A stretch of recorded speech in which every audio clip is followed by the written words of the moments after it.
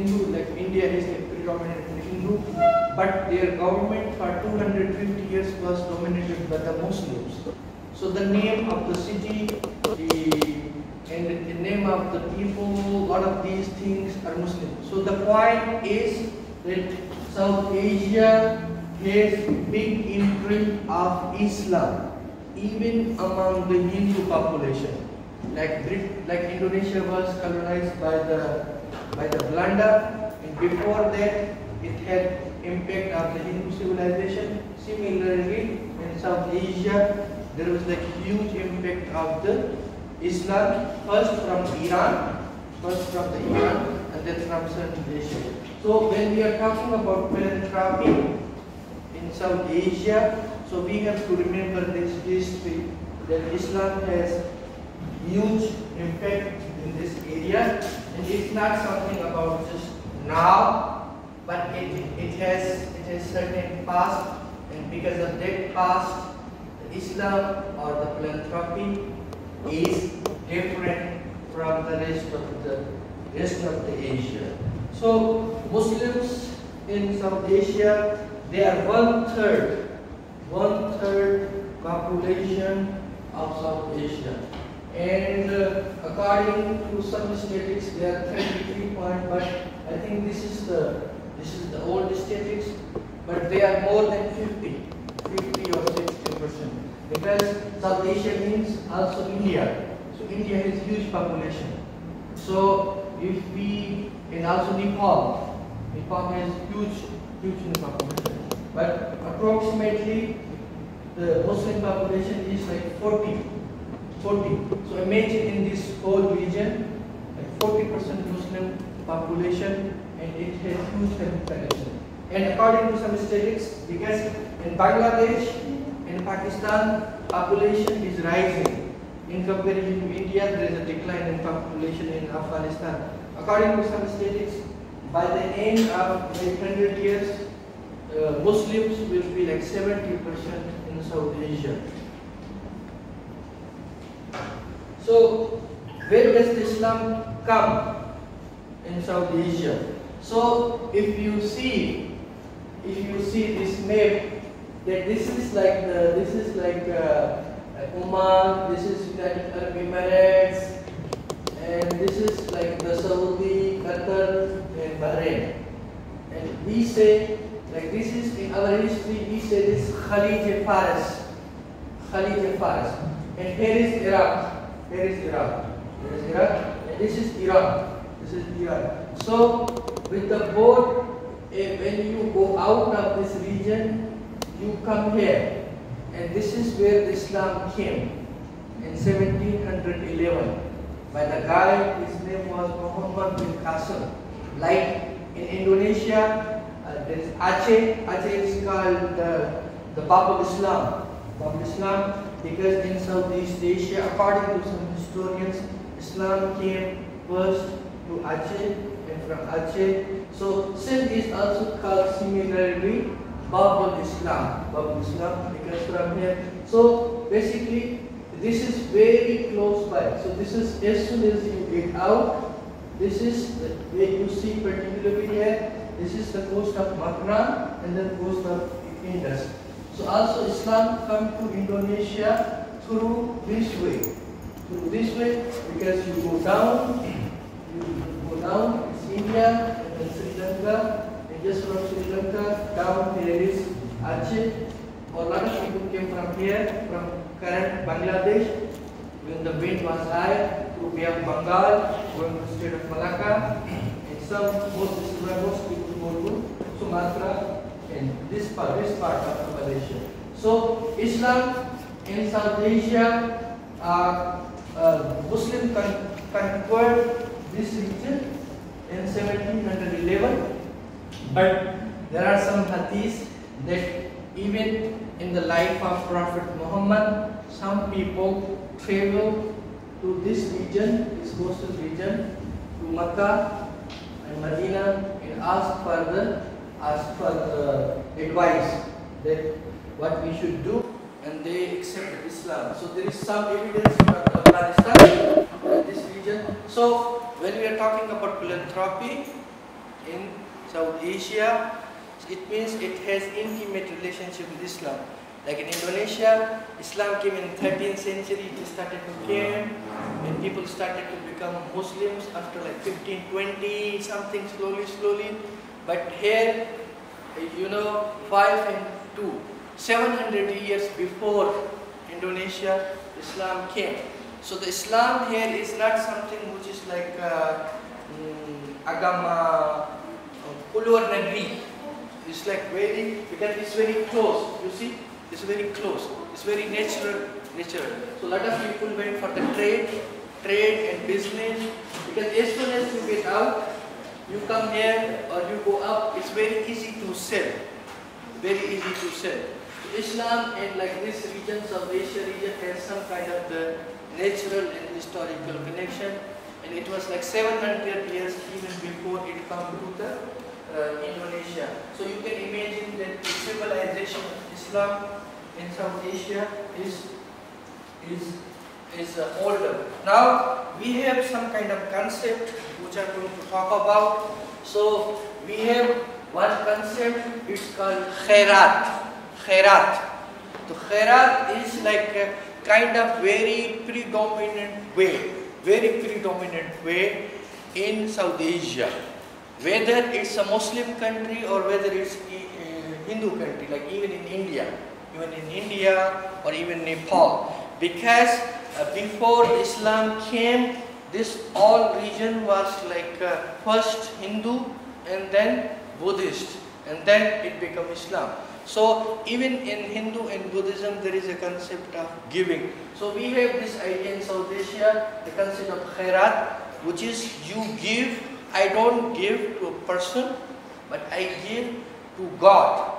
So the person is just variable. So like lot of people, maybe like they are asking, maybe they are healthy, they are not needy, maybe they are fake, but people even give, because people think this is business between God and man. So they are giving to God. So this concept of this khairat is very predominant. And I think you know about the sadaqah. It's like volunteer charity. But in South Asia, it's considered, if you give sadaqah, evil will go. Like if you are sick, for instance, or if you want barakah, or if you are not getting job, if you are not getting married, something bad is going on in your life, you give sadaqah. We say sadaqah to like let the evil forces go away. So other than this Islamic concept of volunteer charity, there is this concept about like evading the bad luck. Like it will bring rich key if you give sadaqah. So zakat, you know zakat is like obligatory charity, but in South Asia there are like certain ways in which, like especially in Muslim countries like in Pakistan and in Bangladesh, there is a banking system, and the bank deduct your money from your accounts. If you are Shia, you write Shia, and then bank didn't this like discount your money. But if you are Sunni Muslim, and then you take, bank will take your money. But zakat is not something which is like very popular in South Asia. People give, but it's not something. But the mostly is like sadaqah and khairat. So, and these concepts are like intertwined. Sometimes people will give khairat, do the khairat, and there is zakat. Sometimes this is what the observation is, except like people who are like well versed in the religion, they know very well. But the common orang kampung gak tahu ada difference. There is a difference. What is the difference? Because for common people they are just giving, but maybe they don't know the terms. So it's intertwined for the common people. So there is also like concept of giving.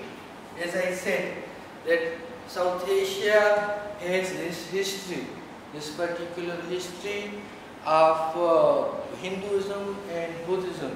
And last predominant religion in South Asia before, before there was Hinduism, but like then Buddhism come in most of South Asia. So giving is like you give to people. Like here, we don't see a lot of beggars on the streets.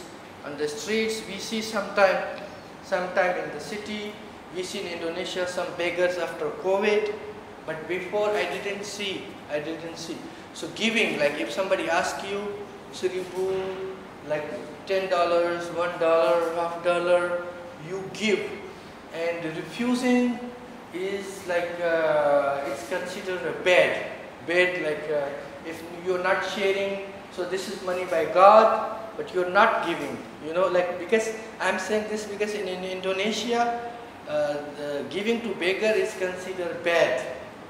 Like a lot of people, they think this is, we are supporting the beggars, and it's ethically not correct. In South Asia, it's different. In South Asia, we have the term called faqirs. So faqirs, these are Muslim mystical sects, and this is predominant. So in every area, you will see some people, especially the men, they don't have permanent job, they don't have permanent home, and they are giving money or food or housing by the people. So some of these are located at the shrines, Muslim saint shrines. Some of these, they keep moving from this place to this place, from this place to this place. But the Faqir culture is like, they are considered as like, they have devoted their life for the sake of God, or they are in the divine love. And this is actually derived from Islamic concept, where you renounce, like you don't want to marry, you don't want to have house, you don't want to possess a property, so you are free. Gak ada uang, gak ada makan, gak ada keluarga, gak ada istri, gak ada sepupu, only ada Gusti Allah. You have only Gusti Allah. So cinta sama Gusti Allah, gak cinta sama perempuan, gak cinta sama laki-laki, no gold, nothing. So this Faqir, because of this Faqir culture, the giving has become very important. Whenever you go to South Asia, for example, you will see. So like in Indonesia, like my wife is Indonesian from Java. So whenever I see somebody here, I want to give, she said, no, don't give, it's bad. But in my culture, not giving is the bad. So because of this, philanthropy as such is not something only specifically religion. It is also become a kind of the culture, everyday culture. Like, so if you are Muslim, if you see somebody and he's begging, he say, for the name of Allah, give me something, you must give. Because they have dedicated their life to the God. So this is like concept in Buddhism, concept of monk, bhikshu, or this in Christianity, there is this idea of ascetic life. It's somehow is familiar with this. So this you can find in Pakistan, this you can find in also in Afghanistan, this you can find in Sri Lanka, everywhere. So this is not specifically to Sunni Islam, but this is like all, like Shia, across the all fiqh. But I think where there is a Shafi'i fiqh, in those areas, I think the begging is not favored. So, but we don't have Shafi'i fiqh. So, and also this word is derived from faqr.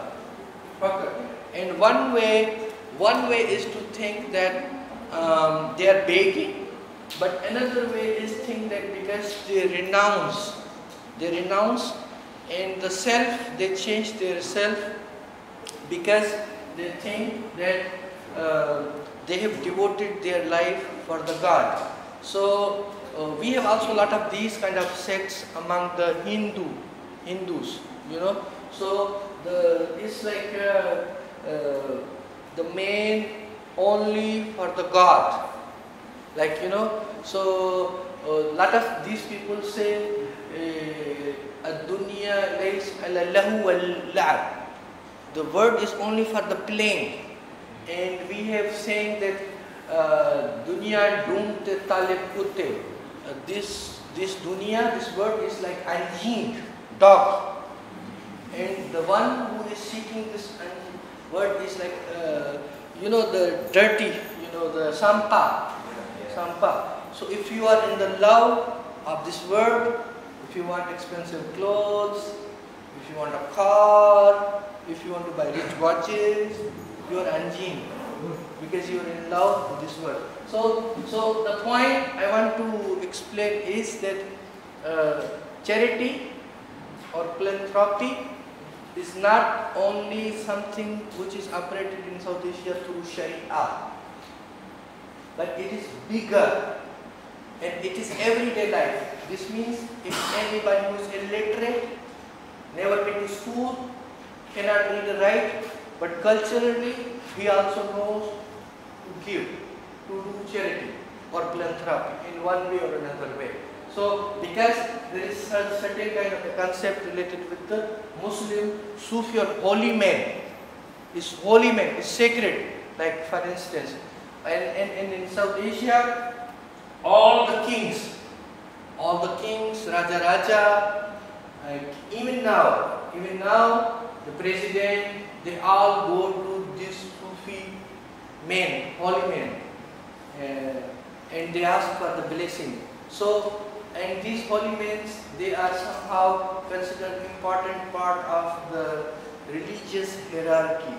And so, a lot of people give philanthropy, money to them, and this is where they are going to go in the next slide. So this, they look like something like this. In different places, they have different kind of the dresses. This is different kind. So in Sufi Islam, the baju of Sufi is called kharqa. So every group has certain kind of cape, like this cape, certain kind of like dress of the cloth. They will wear certain objects, you know. So these are the very, very predominant people you will see if you go to India, Pakistan, Bangladesh. You will see everywhere these people.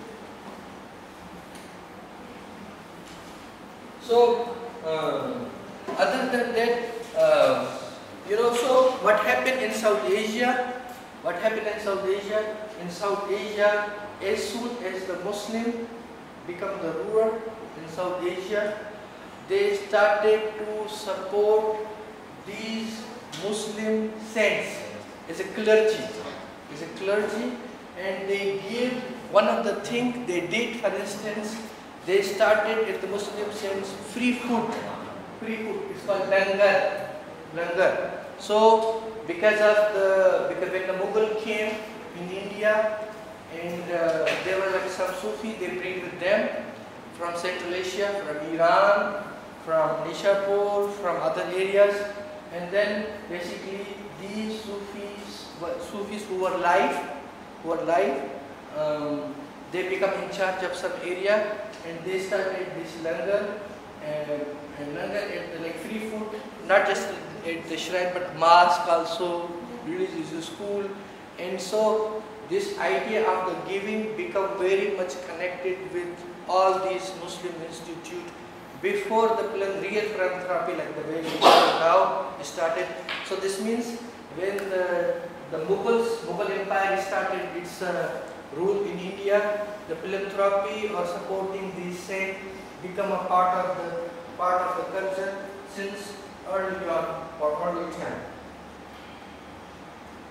So also in South Asia, the shrines, Muslim shrines are not just like kaburan. They are not kaburan. They are also like, they have very complex system of social relations.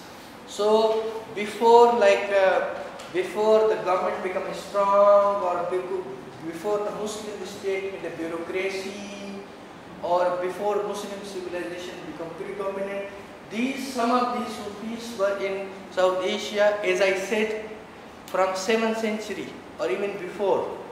The Muslim government become predominant here much later. For instance, in Sindh, there were Muslim government from 17th century, but generally in India, all India, it became like around the 15th century. So these people were there in shrines, and these shrines were also like kind of organization, like embassies, negotiating, communicating. So when these kings, they came, and they have positive impact. So lot of like Islam spread in current South Asia through these Sufis. And initially it was like they just teach simple thing, and a lot of people were hybrid. In English, in religious study, we say syncretic. Syncretic means like, for a lot of time they were like Hindu and Muslim, Buddha and Muslim. You know, even in the poetry or the word they use. So these shrines played very important role for making Islamic government, Islamic culture flourish. So they were the basic founding pillars. So when these people came from Central Asia, or in like after like 1520, when Akbar the Great, his grandfather came, so these people were already there. So somehow this became a natural kind of alliance with them, and this became an important part of the society. So one of the things which we see is, because of this, see, there is a famous Sufi, he is called Khwaja Muinuddin Chishti. Khwaja Muinuddin Chishti. So he came from Iran. He came from Iran, and around 12th century, and he settled in India. And later on, Akbar is the great king of the India. In 16th century, he made the shrine, and he became the follower of Khwaja Ghulam Farid Ajmeri. So this is the very important shrine. And since then, since Akbar's time, there is non-stop, long free food going on. So there is a history. There is a history that this is what you say, panchi. Panchi is very big panchi. So this was given by the Akbar, and this is in Rajasthan. So this big panchi is like people can go here swim. I will show you the documentary. So they prepare food. So in 16th century, because of the saint was played important role for the Islam. Since then, this you can say this is a khairat, or before the government give the money, the Mughal Empire, until 1857. After 57, people give, because shrine also has in South Asia, the shrines have a land, Tana, huge property, they have property. So I just want to show you this one, so you can have an idea how does it look like. Can we play this video? Let's try.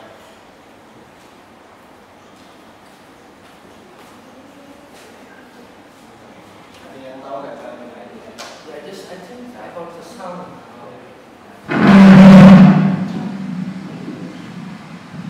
If there is something. Yeah, it's supposed to be.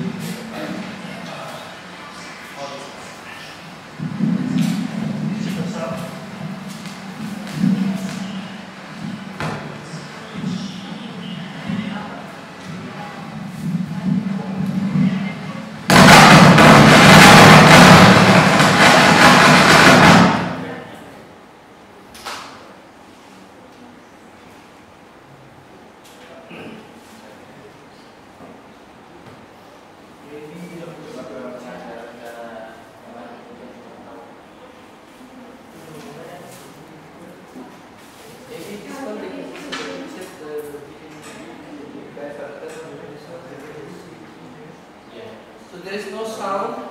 Maybe you can see the picture. Oh, there is no.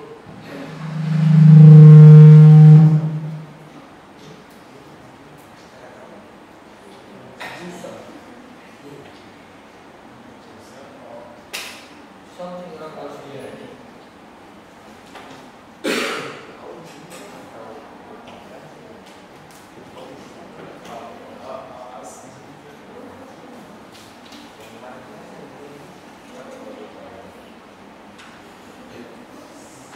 Do you know anything about India or Pakistan? Anybody? No?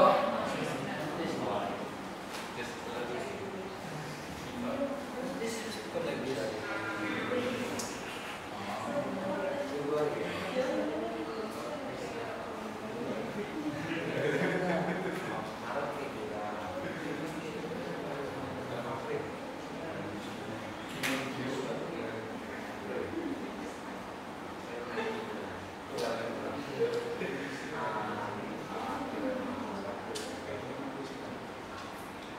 So, no idea about India or Pakistan?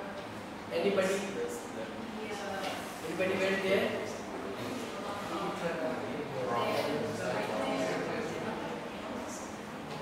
Ada yang pernah ke Pakistan atau ke India atau ke kalau nonton film India ada yang pernah?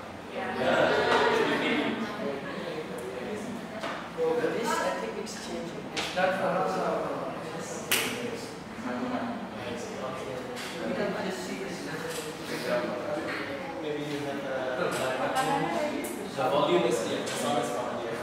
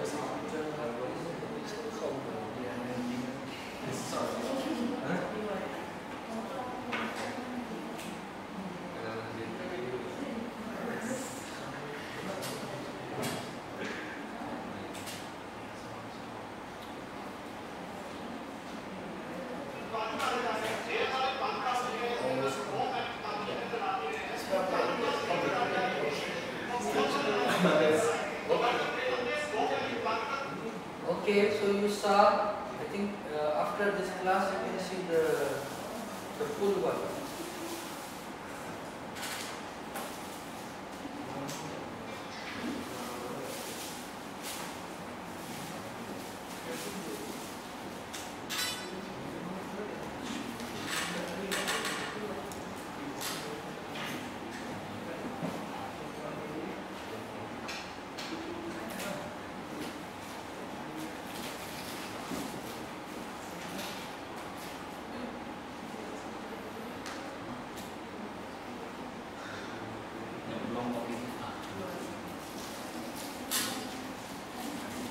So if we see, now we come to the philanthropy other than this, that is the thing which I mentioned you, this is everyday life.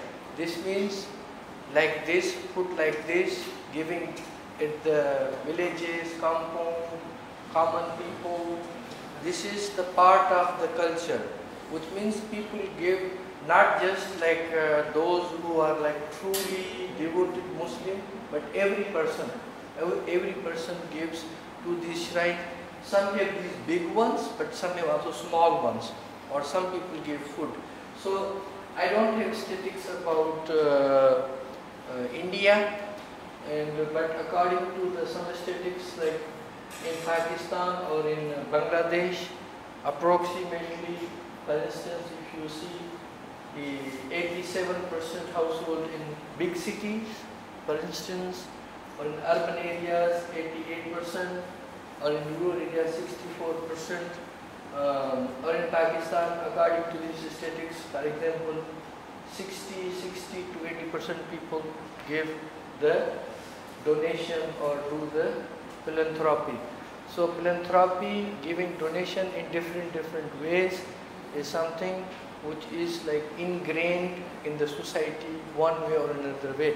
But there is no exact data because people give individually. Like I give to someone, to my relatives or poor people, but I don't mention.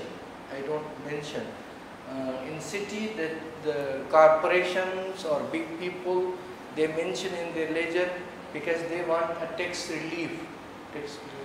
So, but we are not going to talk about that.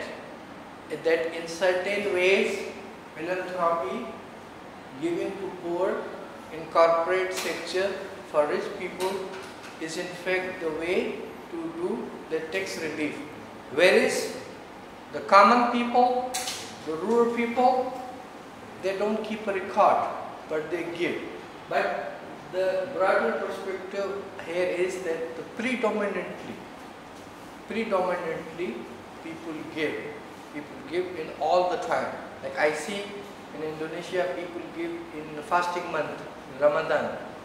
People give like oil, sugar, tea, and other things in the pocket and give to poor people.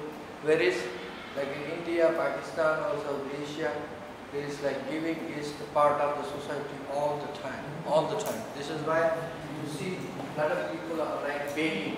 Every day outside home there will be somebody like in Indonesia people eat rice, or there they eat roti. People will ask you for the gandum, the dried gandum, the white shape, and people give it. But this is the progress to this. Now we have some person, his name is Abdul Haque. So now I want to show you that at present time, this is just one example. He died. He was also nominated for the Nobel Prize, but he didn't get the Nobel Prize. His name was Abdul Haque. And I want to first show his brief biography, and then show his work, and then I think when these slides will end, then we will do the discussion. So I want to show first his biography, who he was.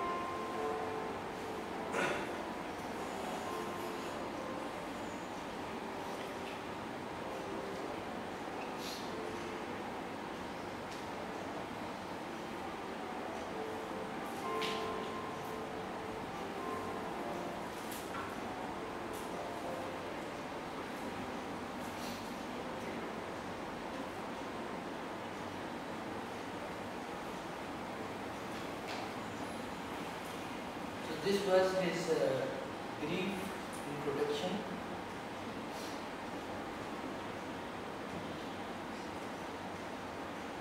This before, when he used to receive it, anyone can be with his views in a few minutes. I think any professional editor or words from that daily program, that's not the case. In fact, you know you can make a professional leader.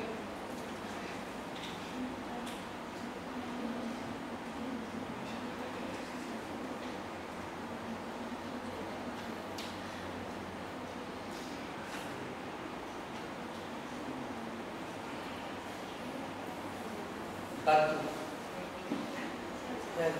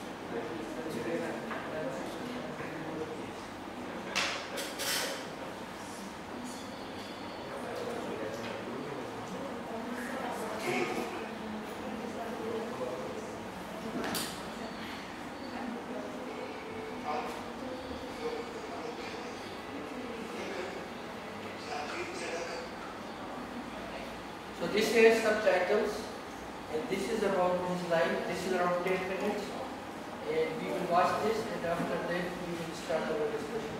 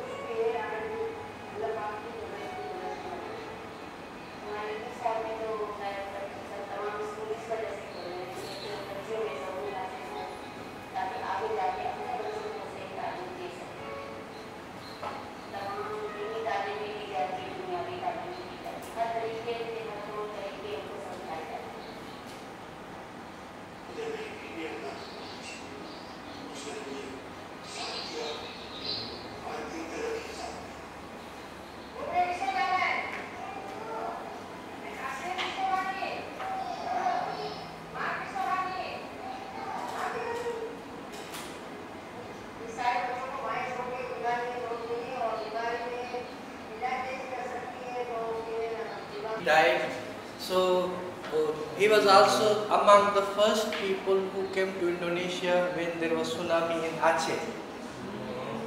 He was among the first person. So you remember when there was tsunami in Aceh, there was no way to go. Even the airport, runway were like run down. So his voluntary work is not only in Pakistan, it's all around the world, all around the world. Even when in 2011, I think there was a Katrina, big cyclone in America, he also went to America. Even in China, I think in 2006 in Sichuan area, there was a big earthquake.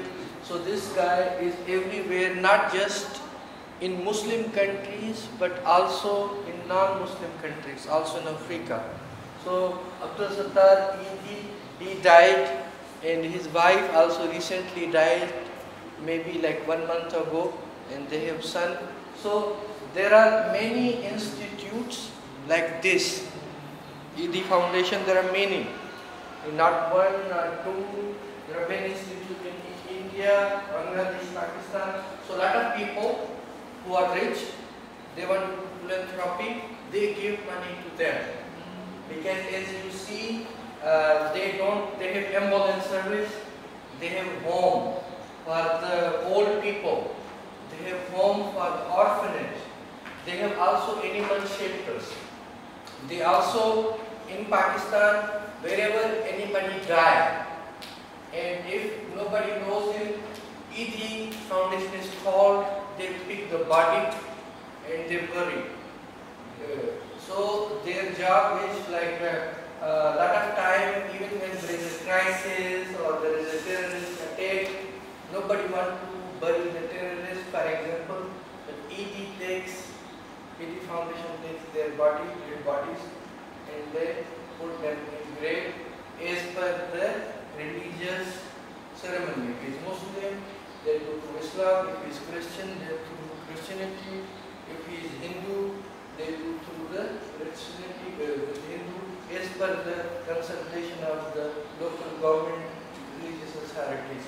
So he started from one person, but now in Pakistan, India, Bangladesh, Sri Lanka, in Africa, he has very big network. But as we saw, he lived very simple life. Very simple life. He had only two baju, two clothes of theirs. So one he wear, another he just wash. And his wife was also like that. And they very simple home. And everybody can go and see, no security, no camera, nothing. Because a lot of time the women come, they just leave the baby outside. So he didn't want to put the camera to identify. Even like a lot of time there is like somebody like coming, but they don't want to be identified. So there was sometimes terrorists attack on ED, but he never asked for the security. So as we see that the charity through the historical context, even in the present context like this, you see, this is like Muslim man praying with the beard. It looks like for a kampung. If you don't know him, you will say that he is beggar. But this is very common way of charity in South Asia, including not like modern people, not like me, not like me. Maybe they are like this, something. It's not like so. The charity or philanthropy in South Asia is not coming through the modernity, like modern ways, like we get educated, we see other religion, other people, and then we want to help. But it has certain kind of history as we saw. And even now, there are like a lot of this like Salam in Langar, there is free food for the poor. So a lot of people, and these are in every city. In every city, there is some specific places. So three times a day, anybody can go. Anybody. They don't ask the religion. They don't ask your FIFA, age. No. Anybody can go, and anybody can be feed whatever they want. And they have also good food, not just like cheap So all these modern institutes, people, a lot of people, they don't do the charity or philanthropy, zakat, sadaqah, khairat, they give to these kind of institutes. So there are like tons of these institutes, not one, two, and yeah, this is the general and brief perspective I wanted to give you about the concept of philanthropy. I'm sorry, I'm not expert. I'm not expert on this idea, on this concept, but I try to at least give you some basic ideas. Then you can. And after this presentation is finished, my friend, he will give you this presentation, and then you can also go home and see and search more. And thank you very much. But now I will ask you questions. Like if you have the questions, if you cannot speak in English, you can ask in Bahasa Indonesia. If I don't understand, then your teacher can first. Oke, silakan. Ya, silakan. Kalau ada saya komentar atau Yeah, don't be shy. Don't be shy. lebih shy dari cerita. Malu. Yeah. Oke. Silakan Sakina terus siapa? Ya, silakan. Alda. Sakina, go ahead. Yes, sir. Firstly, I would like to introduce myself. I'm Sakina Izati. I'm from Islamic Economic batch 2030, Muhammadiyah University of Jakarta. Sorry if my English is not good. It's okay, my Bahasa Indonesia is worse. Okay, my question is, in South Asia, especially in Pakistan, is there other non-Islamic philanthropists, or maybe they separate between government philanthropist institution and society philanthropist institution? Because like in Indonesia, we know that like Basnas is sometimes institution that handled by government and also Lazisnas, and in UMY we have a Lazismu, that is institution that handled by society, which is Muhammadiyah. So in Pakistan, is there other Islamic philanthropists, and how does Pakistan government regulate the Islamic philanthropists? And that's all. Yeah, Thank you for the opportunity. Yeah, thank you. This is a very good question. I think the first is like in Pakistan there are like Sikh, and there are like Hindu, and there are Christians. And within Islam, there are like Shia and there are Sunni. And within Shia, there are also like some sects. One is called Agha Ismaili, and one is called Isna Ashari, Shia Isna Ashari. So the philanthropy is not just because today our topic was Islamic philanthropy, so this is why I just talked on the philanthropy, Islamic philanthropy. Philanthropy is across the religious divide. Like Christians have a lot of hospitals, schools, and now our Christian population is less. And one of the best schools in Pakistan are the Christian schools. So maybe since last 20, 30 years ago or 40 years ago, there are other schools, like Muslim schools or German schools, but the Christian schools were best, but they didn't teach Christianity. So first the charity is not just the Muslims, and second, in South Asia, including Pakistan, Sikh religion, they have charity is their part of the religion. So in Sikh religion, their worship place is called Gurdwara. So in most of the Gurdwara, they give 3 times food free. Anyone. So if you even go to like Jakarta, you go to Pasar Baru, there is Sikh Gurdwara. if you go there with the hijab, they will give you food. I have seen 6 gurdwara all around the world. When I go to London, I don't have money, I go to 6 gurdwara to eat because it's cheap. And also Hindu has huge, this strong tradition of called bhakti. So bhakti is you give. So the philanthropy is across the religion, but as our topic was about Islam, we talk about Islam. How does the government regulate? I think until like 9/11, government was not regulating. Until like 9/11 event happened, government was not regulating. But after 9/11 and after like terrorism, now it's difficult for the faith-based organizations to work, and a lot of these organizations are also banned in Pakistan because they are involved in terrorist fundings. So what does the government do? I think now that every organization which receives money, they have to receive legally, and they have to have the bank account, and they have to get registered with because as the EG is foundation, this is foundation. So most of these people, they make foundation, and then we have the government have this Ministry of Social Welfare. So all these organizations have to be registered.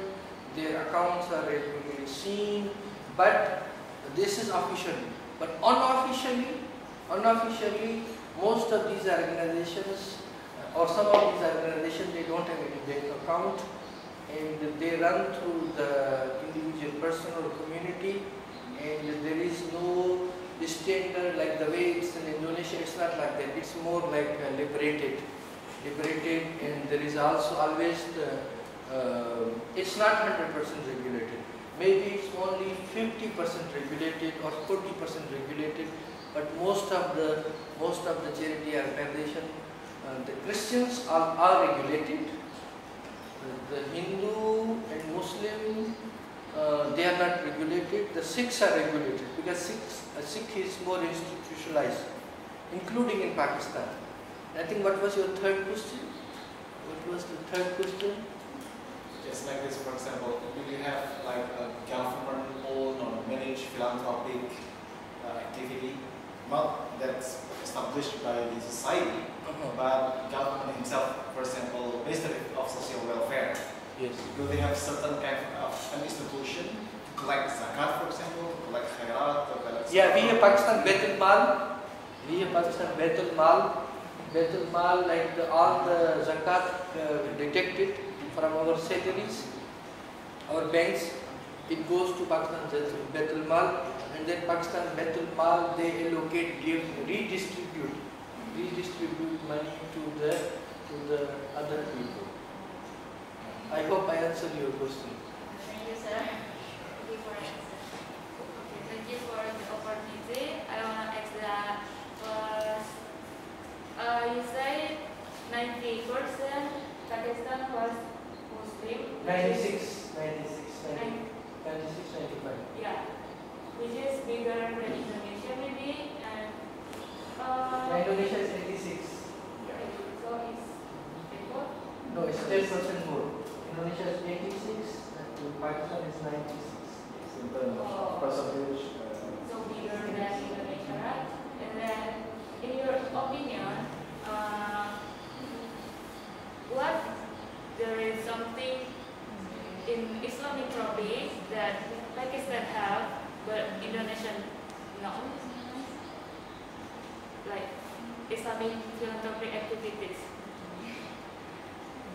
So, yeah, because of the size of the percentage in Pakistan is pretty big, is there anything that you've seen that there is a philanthropic activities that's running well in Pakistan, but you don't see in Indonesia having, for example? Actually, in like there is like this is a bit complicated, but let me explain to you.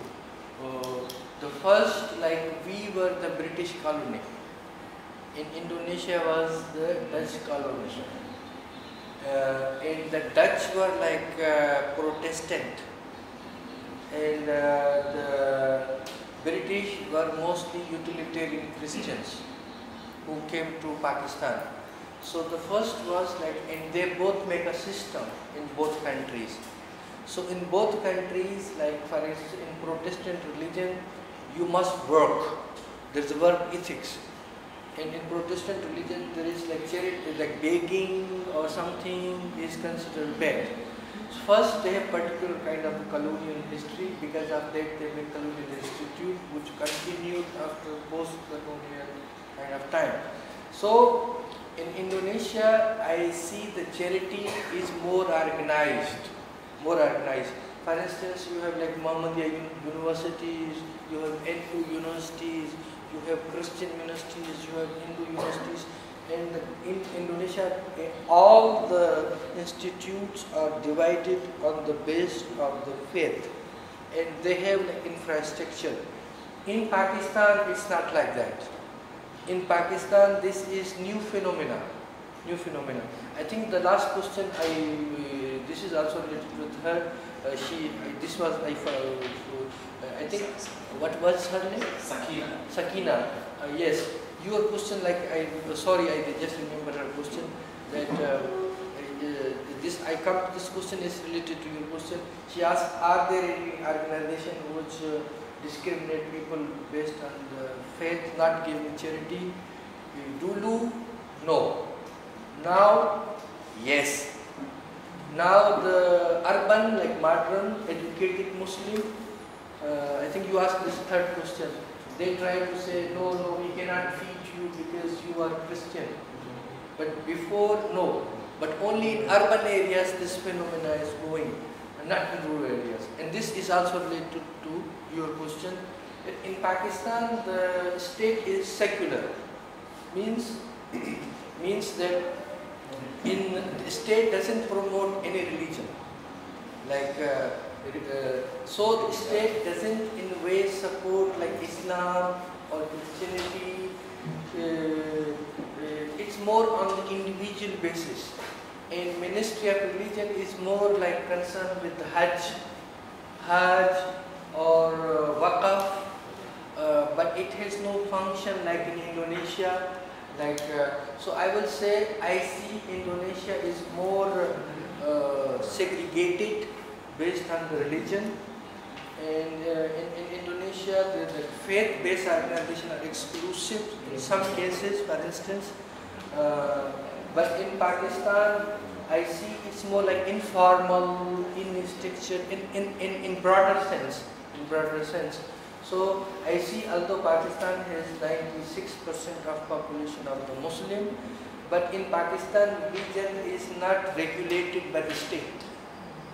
Like here you have Agama department every kacamatan, or you teach Islam in Muslim schools or in state schools, and the Christian teach the Christianity in Christian schools. So to answer your question, in Pakistan the charity, there are even Isa like this Abdul Haque, like not all people he help is Muslim. And most of organizations are like this. So charity is not exclusive. And as I said, the state in Pakistan doesn't, although our name is Islamic Republic of Pakistan, and in Pakistan sovereign is God. But the state is secular. This means like Hindu is not less than Muslim. So also in universities or in the education, they are secular. This means there is no religious propagation. So as I said, the Christian school, we have Christian schools, they are best, but they doesn't spread the Christianity. Like most of them are Catholic schools. So I think maybe next time I can give a lecture. Ini Islami agama, syajara agama, and the structure of agama, how it works. The Indonesia, Pakistan, ini beda, very different.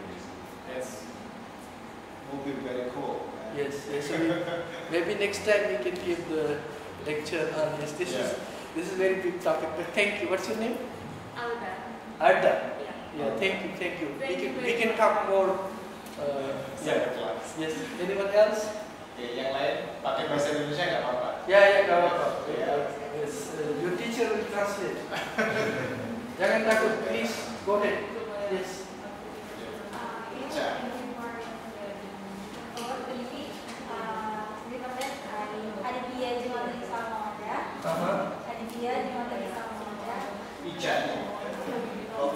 Icha.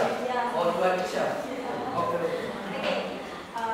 In this opportunity, I will ask, what is the role of philanthropic economy, philanthropic, Islamic philanthropy in bringing about change for the world? I mean, in your opinion, that philanthropy assists the SDGs in realizing the SDGs that have been designed to bring about change in the world. Okay, so how about the role of Islamic philanthropy? Because you know there is sustainable development goals promoted by UN, right? And is there any role of Islamic philanthropy organization or activities in Pakistan keeping about elevated poverty that promoted by SDGs? Yeah. So as I said, so her question is, I think we can translate her question. Her question is, does in Pakistan Islamic philanthropy is sustainable, or does it support these global goals of sustainability? So as I said, in Pakistan, Islam is like banyak aliran. So in Pakistan, there is like a lot of successful. So you saw this guy, Abdul Haque. This have this model of charity. Charity means like I give you the money, you eat or something, and not sustainable. Not sustainable means like giving food, maybe eating, but this is not sustainable. But in Pakistan, we have a community. They are Muslim. They are called Ismaili Muslim. You know, their head is called Aga Khan. Prince Aga Khan. You can Google Ismaili. This Ismaili sect is basically, they make the philanthropy very sustainable. What they make schools. They have schools, they have university, they have women empowerment projects. So especially the Ismaili community in northern area, which is close to China, it's hilly area, it mirip like Swiss, but dulu orang sama miskin, because it was like there was no road, there was no economic activity. So this Aga Khan invested since 60s. Now the community, whole community, the area is called Northern Pakistan. You can Google Ismaili community in Northern Pakistan. Now whole community, now the girls' education is 100%. The boys' education is 100%. And their economy is very well. So the example by Aga Khan Foundation, helping Islamic or Ismaili community, that is not based on charity, or that's not based on giving food, but that's based on developing skill and helping the community. So before the community, it was area Salju, there were ice. So when there is a ice, 8 months is ice, 8 months every road is closed, and like people were poor, no education, no economy.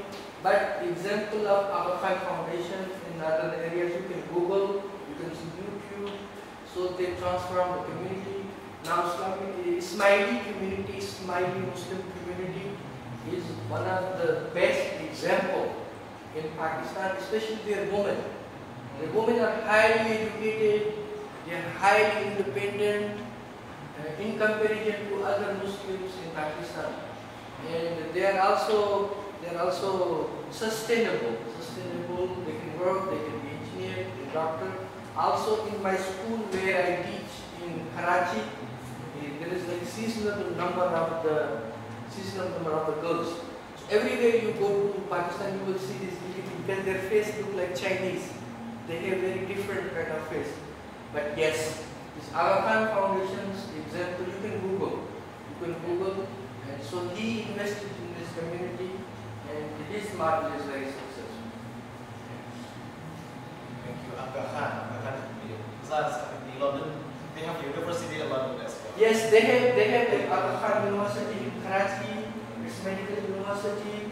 They have also university in Kenya. They have also university in India. They have also university in Central Asia. They have also one university in London. Like in the middle of the London, like Russell Square, next to the Russell Square, and they have a medical college. They also give a scholarship to people all around the world. So the Aga Khan, in his Prince Aga Khan, he really invested. Now they also started in Karachi social sciences. Yeah, social sciences and liberal arts also. They have like education department like separate. So this community is the role model, and they are very united. But this community, everybody give 5% of their income. Let's say my income is 30 juta. Somebody's income is 3 juta. Everybody gives 5% to the community. And community is very close. Yes, very close community to each other, and it's everywhere, but they are very developed, and this community this is one of the examples, is all investment by the sustainable development. Now, ada yang tahu Ismaili itu apa? Did I answer your question? Yeah.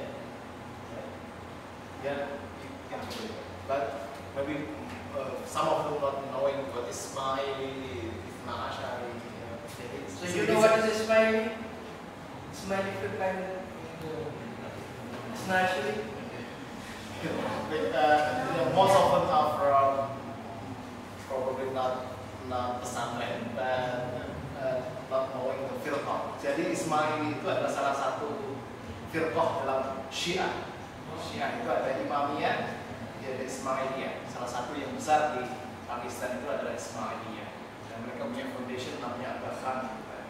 Dan mereka tadi jadi exemplary artis. Oke, ada lagi pertanyaan from the boys? Yes, silakan, please. Why do you have no question? Mengerti sama acara? The boys are more shy than No, don't be shy. Anyone else? ada lagi?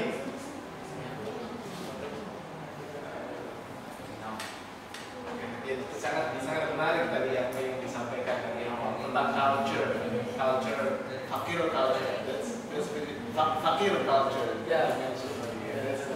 So I'm also Faqir. I didn't show you my picture. I'm also part of the Faqir culture. So in that culture, I wear the black dress, and I have turban. In sepatu gantian. When I go to village, aku penelitian Sufi music di Makam Wali. Aku keluar di kota Karachi.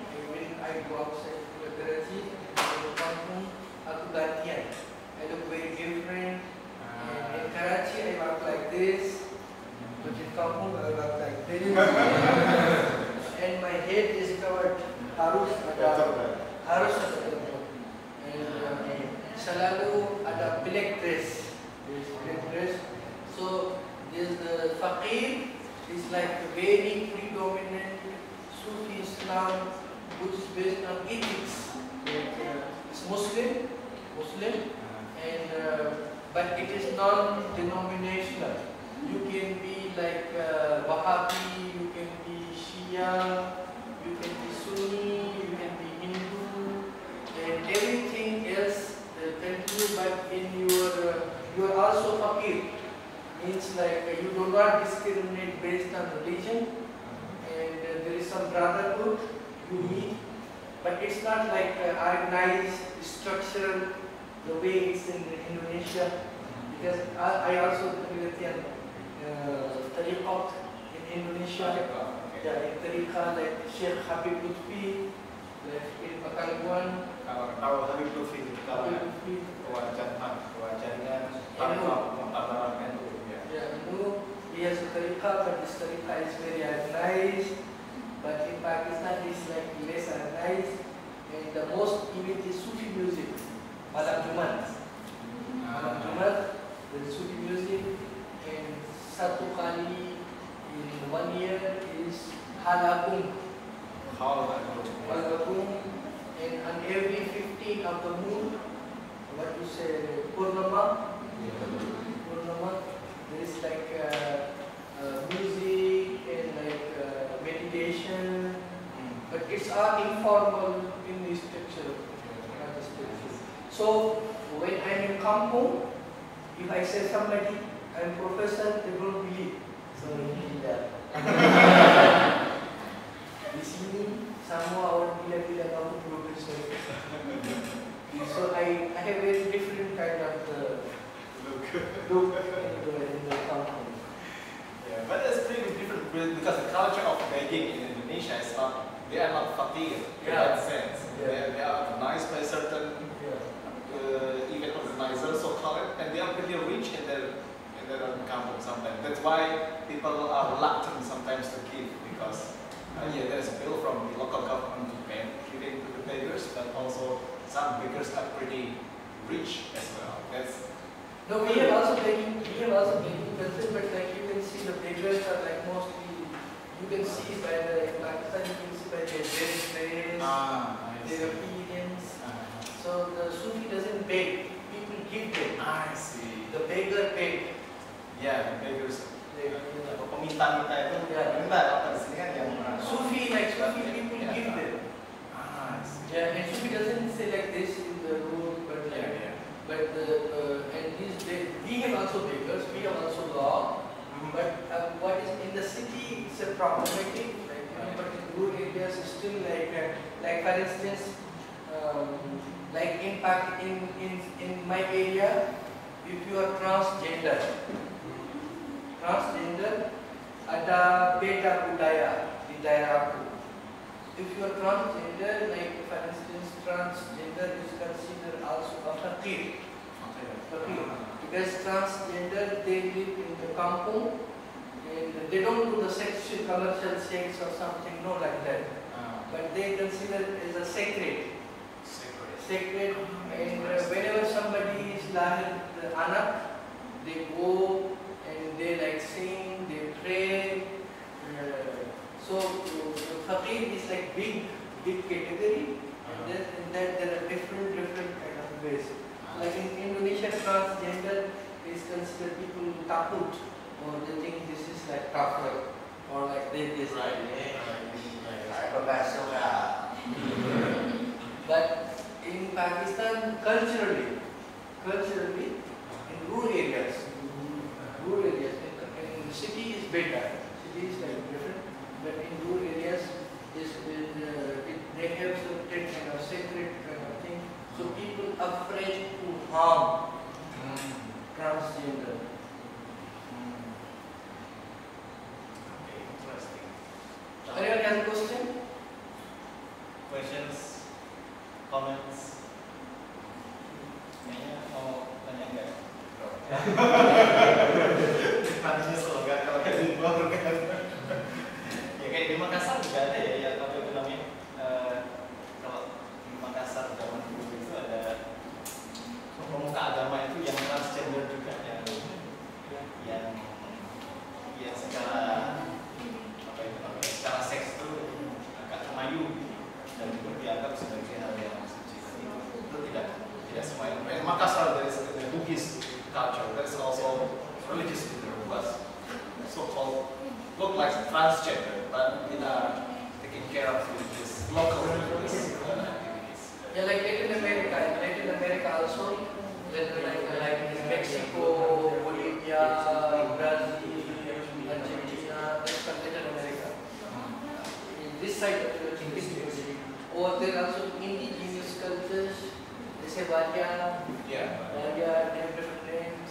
So they are considered as a sacred. They take care of baby. They are also the Shajarawat, the indigenous historians, and they are also called faith healers. They are also called others. They are like indigenous, like doctors. Kampung. So they are considered istimewa, who have certain kind of knowledge preserved. And I think that the most important thing which I want to say to you in today's class is that maybe you get confused. Maybe you suddenly confused with Pakistan, South Asia, the orang kafir. Maybe you get confused, but that is the point of this class, which is today you get confused. When you go home, you study, you Google, you YouTube, and then you try to understand that why the Nagara Kulur Nagri is better. What is the reason? Because we are academician. We are the academician. Means for us, we try to find reason, which is why. Why means, like, for instance, the country is different, the language is different, history is different, you know, and the state is different, and we are also different. For instance, you know, like Indonesia is a tropical country. For example, it has a lot of trees. For example, in Pakistan, in certain areas there is no water. You know, for instance, in Afghanistan is hilly country. It's hilly. Somewhere Afghanistan is hill. For instance, like Sri Lanka is like small island. Bangladesh selalu ada hujan, and selalu ada flooding. What's the flooding? Banjir. Selalu banjir. Always, because it's a so they have different ecology, they have different history, and all these factors contribute towards Islam or Islamic philanthropy or society. So society is not something like we turn on the button, it's like open, like light, we turn off. Society works very differently, whether we like it or not. You know, whether we like it or not. But because society is big, and human beings think. And yeah, this is I think my message. And I think with this we can end our class. And our time is up now. If you have any questions, you can come to us office and we can discuss more. Thank you very much. Thank you.